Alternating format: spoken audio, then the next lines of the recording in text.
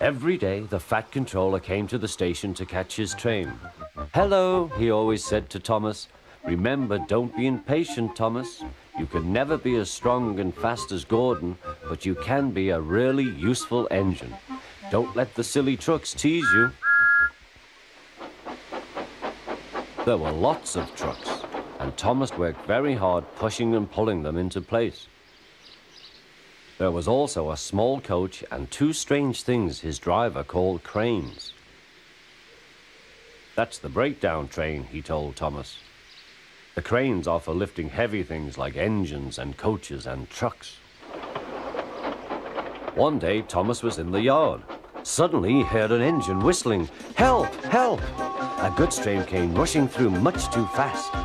The engine was James, and he was frightened. His brake blocks were on fire. They're pushing me," he panted. On, laughed the trucks. Still whistling, "Help! Help!" Poor James disappeared.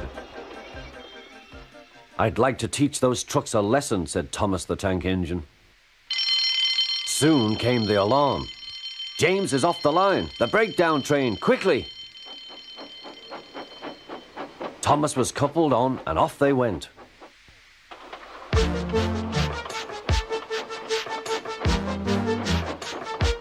Thomas worked his hardest. "Hurry, hurry, hurry," he puffed. He wasn't pretending to be like Gordon. He really meant it.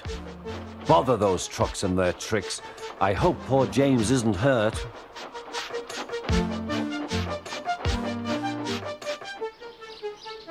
James's driver and fireman were feeling him all over to see if he was hurt.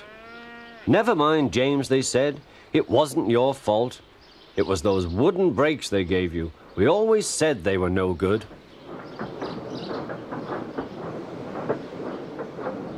Thomas pushed the breakdown train alongside. Then he pulled the unhurt trucks out of the way.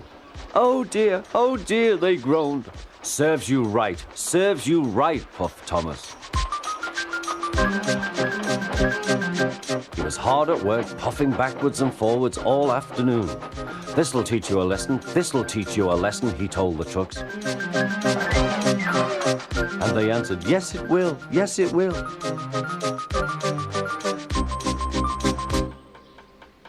They left the broken trucks, then with two cranes they put James back on the rails.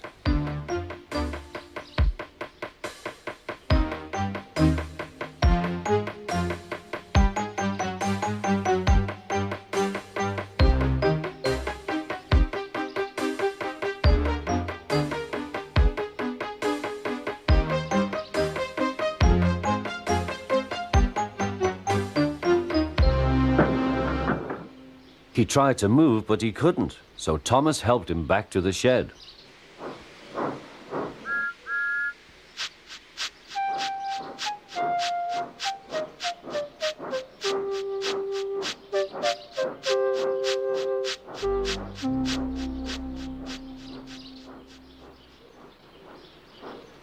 The Fat Controller was waiting anxiously for them.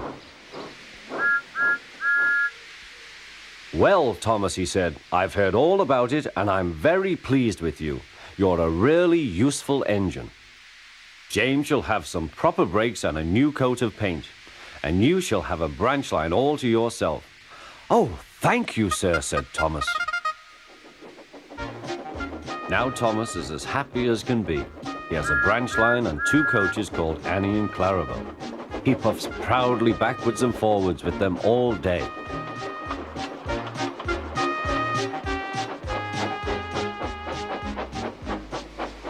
He is never lonely.